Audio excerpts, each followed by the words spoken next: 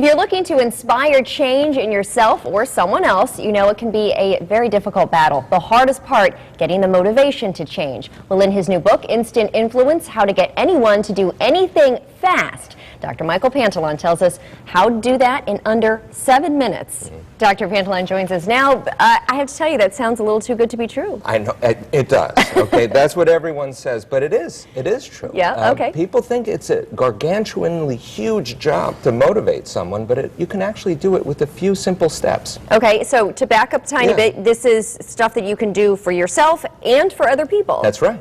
That's right. So you can use the steps that I described in my book to get yourself to lose weight, to quit smoking, or to get a loved one to do the same. Okay. Two of the most important points that we like to communicate to people about how to influence or motivate others is to first tell them you don't absolutely have to change.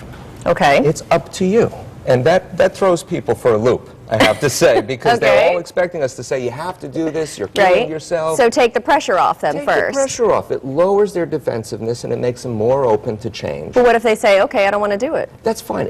You've lowered the defensiveness and they've said, okay, instead of, hey, leave me alone. Don't talk to me about that. Okay. Then comes the second most important So don't nag is number one. Don't nag. Say, look, I know I've pressured you before, but you don't have to do it. But let me ask you a question. And you're going to throw them for another loop now. This is number two. This is number two. The second most important thing in influencing people is to ask them irrational questions versus rational questions. Okay. Again, doesn't make sense, but instead of saying to someone, hey, why haven't you gone to the gym? Why haven't you tried to quit smoking? You're going to say, why might you want to do that? Why have you ever thought about doing that? Okay. And what that does is it gets them to tell you, well, wait a second, there was this reason, you know, I have a reunion coming up, I'd like to look better for that. So you change the conversation by saying you don't have to and by asking irrational questions rather than rational ones. So if somebody says, why didn't you go to the gym? And they say, I didn't feel like it, or I was tired from work, or... Where's that going to get you, right? If you say the rational question, which is why didn't you do it, they're just going to give you the excuses and defend it. So the irrational question is... Why have you ever gone to the gym? Why are you even talking to me about this? Find anything at all that they're doing that's positive, even if that's just thinking about it, and asking them why. I call that the positive why question. Okay. All right. Number three? So number three is, you know, another irrational question, but we ask people to scale their motivation. So we say on a scale of 1 to 10, how ready are you to, give me an example, what behavior? To lose weight. To lose weight. And the person says, well, you know, I'm too busy at work now, it's too hard, only a 3. What are they expecting you to say to them? Why aren't you more motivated? Why aren't you a 10? Yeah. And that's what everyone asks, but the most powerful question is, why didn't you pick a lower number? And they say, what are you talking about? Well, if they tell you why they didn't pick a 1 or a 2, they're going to start talking about reasons for change. Okay, so you can't say, well, I thought you would take a 2 because you really haven't done anything at all to... No, you're not going to say that. You're going to get them to defend whatever little motivation they have. Okay. All of our motivational approaches are based on getting people to think about why they can't do it or why they won't do it. All right. This one asks them, why do you have any amount of motivation? And that's because... It's kind of reverse psychology, basically. It is, but using it the right way, not as a trick. Well, we don't want to give away everything because we want people to buy your book, but you're with the Yale University School of Medicine. You're a doctor of psychology, correct? So this has been put into practice. It's something that, it's a scientific method, basically.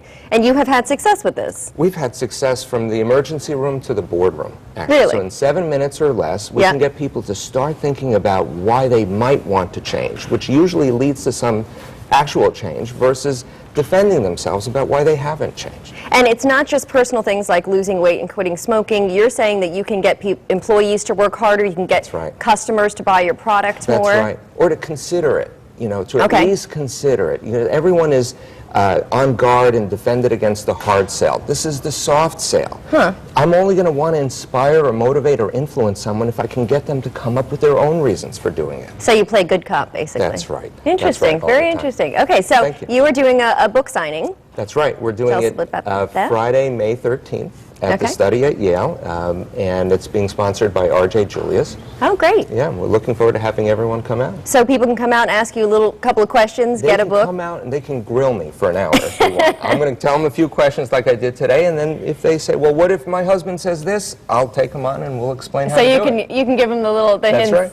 Go home and say to your husband. That's right. All right, so basically let them accept it, and then just you're probing and trying to get them to motivate themselves. That's right. You're probing the positive end of their motivation, because everyone has a little bit of motivation. So you're tapping into the positive. That's right. Part of it. And people can only convince themselves. They only listen to one person. Well, that's nice too, because it sounds like you sort of avoid a fight about it. That's You're right. being a little more positive. And, you know, sometimes that's all you need, is to lower someone's defensiveness, and then they can naturally do it. Great. We all want to do better. Very interesting. All right. Thank you so much, Dr. Pantalon. I appreciate you coming in. Thank you. And of course, for more information, you can go to our website, WTNH.com. Click on the Good Morning Connecticut Weekend section. We will have all that information for you there as well.